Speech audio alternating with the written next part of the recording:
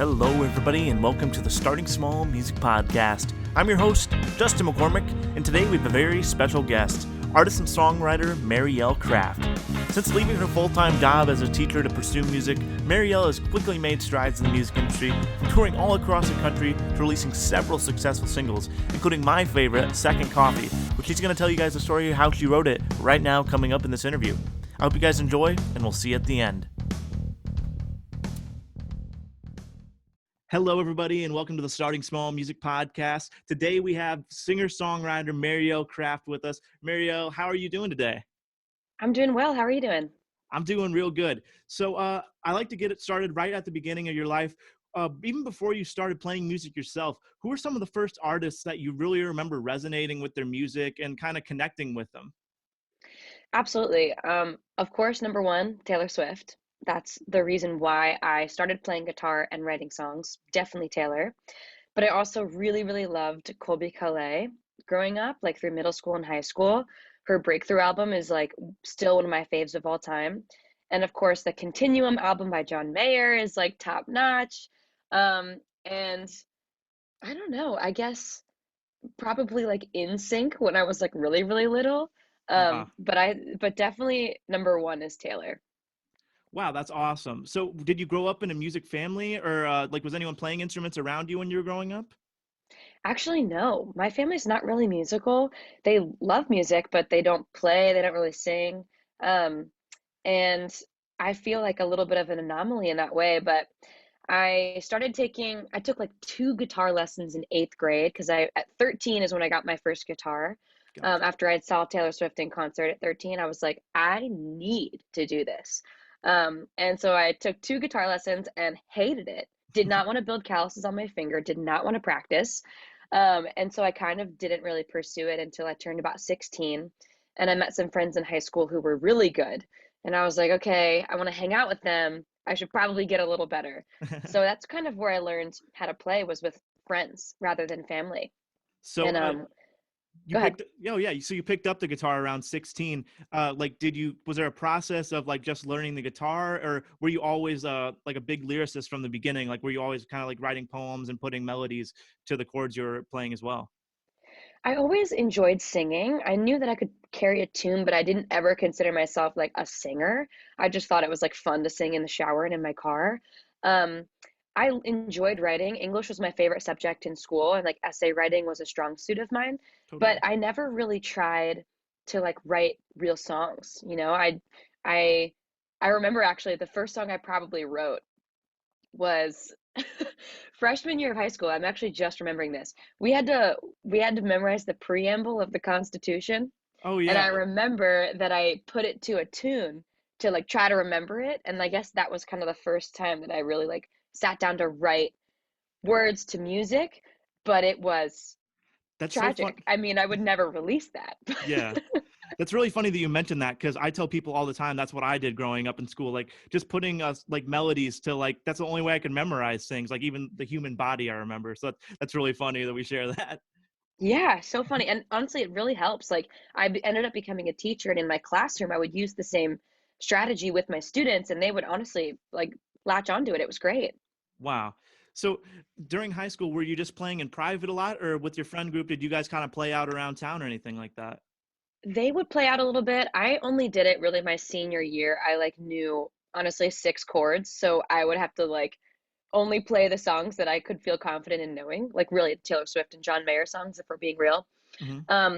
But mostly it was just like in their houses, in their basements, stuff like that. We would just like jam, and really mostly jamming would be like me jumping in sometimes on four chords, and otherwise like sort of just singing because they would shred. I mean, they were like really good.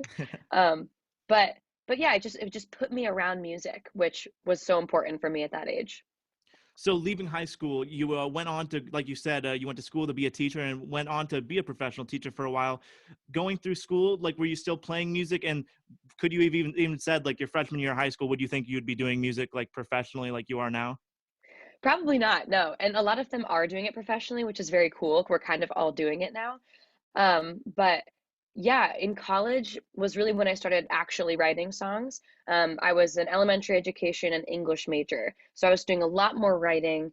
And for me, that started translating into writing songs because, college, you're going through so much change. I had my first serious relationships in college. I was away from home. I was studying abroad, all these things I was trying to process. And so songwriting just sort of became a part of that process for me. Um, Really, it was just me playing for my roommates and like my dorm mates. It was never something I was pursuing as a career at all. But it was something I really enjoyed. And so I just kind of sat in that, and then it took off after actually post grad, like while I was teaching. Gotcha. So what made you leave your job as a teacher and like come to Nashville to pursue music? Was there like a certain instance that like totally comes to mind? Yeah, actually, there's this fundraiser dance marathon. Have you ever heard of Thon at Penn State, or Yeah, they're yeah, like kind of like those like 12 to 36 hour like marathons where students are raising money for cancer research during that time. So yeah, Delaware gotcha. has their own version of that called U Dance, and Hmm. I played that a bunch while I was a student, and have played it a few years since graduating. Where basically at the stadium they like have this 12-hour dance marathon. They have performers all throughout the day and like different events and stuff like that. And so when I graduated, I had put out two of my own songs that year. And so when I was asked to play at U Dance, I played one of my own songs that year. It was called Test Drive. And I taught the audience the call and response chorus of Test Drive. And there were like 5,000 people in the stadium at the time. And that's the biggest crowd I've ever played to still. Hmm. And I was like up there with just my guitar. And I was like, okay, I wrote this song. Let's see how it goes. And 5,000 people like sang it back to me after I taught them. And that feeling, that rush was like the most incredible feeling I've ever felt. And I was like, wow, I have to go back to the classroom tomorrow to teach grammar. This is so humbling. But for me, like that, just having experienced that rush and that feeling and that, like, honestly, like adrenaline of words that I wrote, people singing back to me, I wanted to chase that as long as I could. And so that planted the seed. That was March of 2018. And so I finished out that school year till June. And that's when I decided to pivot from teaching to doing music full time. Wow. So also in 2018, I saw that you actually did a TEDx talk, like, and this is just at the start of your career, and you were already very into like staying true and writing like honest lyrics, and you gave your speech about that. Can you talk about what it was like to give a TED talk? That was such an honor. I've watched TED Talks my whole life. Yeah, And me so I too. was asked to do a TED Talk at Firefly Music Festival that summer. And Um, yeah, I give a TED Talk just about why I think the artists that resonate the longest in their careers are the ones that write most authentically to their lives. People like Taylor Swift, like Julia Michaels, these people who are like Joni Mitchell, who are like so true to their own story, and why I think artists should lean into that more and why I lean into that more. Um, and yeah, it was such an honor, and it's still something that I'm really proud of, and still a video that people find and they're like, wait, tell me about this. So it was a really cool thing to put on my resume. Totally. And you're talking about a lot of like artists and writers that really stay true to themselves. And I think you're talking about John Mayer. And it's really funny to me because when I first heard your song Second Coffee, I thought that was such a cool, clever lyric like John would use. It kind of is like his lyric, I still keep your shampoo in the shower in case you want to wash your hair. That's when I first heard Second Coffee, that's what I thought about. So it's really cool now hearing that John is like a big influence to you. And I've heard in another interview you tell the story of Second Coffee, but could you tell it again for our listeners? Because I think it's a really cool story. Yeah, absolutely. So I moved to Nashville just over a year ago from Delaware, and I was going into my favorite coffee shop called Brouhaha the day I was moving. I went in, I got my favorite drink, and I'm leaving to move to Nashville that day, and my ex walked in. And we hadn't seen or spoken since the breakup, like almost a year prior. And so we didn't really talk, but my ex walked out with two coffee cups, and that was the coffee shop that we spent so much of our relationship building there. Um, Usually we would go on Sunday mornings. It happened to also be a Sunday morning, and my ex is walking out with two cups. Obviously, one is not for me. And so that was my last impression of Delaware. And so basically, like, I drove the 12 hours to Nashville, kind of formulated that concept in my head, and like it just like really sent me a little bit into a spiral, not in a way that I was like missing my ex, but more in a way of like, wow, it's so crazy how one small observation can trigger so many questions and theories. And so in my first songwriting session the next day in Nashville, I wrote Second Coffee with my friend Hera, and we liked it that day. We were like, oh, that's really cool. It's really clever. But it wasn't until TikTok really took it by storm that I realized it was something really clever and special that I needed to put out. And so it's kind of funny how other people, sometimes their reactions can convince you that the song might be worth something more than you initially thought. And I put it out last July, and it's been like a crowd favorite ever since. Wow, for sure. And I mean, I think that like ever since you started your career, you've really been one of a road warrior from the beginning. You just got off a close to 20 city tour with your friend Scout, the band. What was what can you take from that huge tour you just did? And we also want to know what city had the best iced coffee in your opinion. That's actually a really good question. Probably Chicago. There was a really good coffee shop there that's a kind of a hostel slash coffee shop called Freehand. Highly recommend. Really? Um, yes. And also in Atlanta, there's this one called Star Provisions that the person who worked the door at Eddie's Attic at the gig was the barista. And so, like, she hooked us up the next day. No way. Anyway, They're about the to send tour you some was free awesome. coffee now. I know. I'm like, yo, send it out. No, the tour was amazing, and it just reiterates for me every time I'm out on the road playing these songs for real people in person. It just reiterates that there's nothing that can actually replicate that feeling of being in person in the same space, sharing music together, than doing it over the internet. It's just not the same. And there are different rushes associated with being on TikTok or Instagram or YouTube because you get like your reach is so infinite. There's millions of people who can find you, but there's something so insanely special about being in a room of 75 or 100 and you can see their eyes, you can see their body language as they react to their song. You can see the way they light up when you sing a certain lyric or sing it back to you. And for me, like that is why I do it. Like the views are fun, like the social media is fun, but the reason I'm doing that is to get them in a room to experience that together on tour. And I've For started sure. to see that happen on tours, in a very small, like trickling way, but almost every single show in terms of these 20 shows I just played, at least one or two people came because they found me on TikTok, which just speaks to the power of TikTok. I mean, when you think about it mathematically, like millions of people and then two are coming in Ann Arbor, that's not a good ratio. But TikTok is so passive and we scroll so quickly and barely remember anything we see. So the fact that there are two people in Ann Arbor who liked my music, went to my website, clicked the link, put it on their calendar, bought a ticket, came to the show, bought a friend, bought merch, that for me is crazy. Yeah, it's a huge So deal.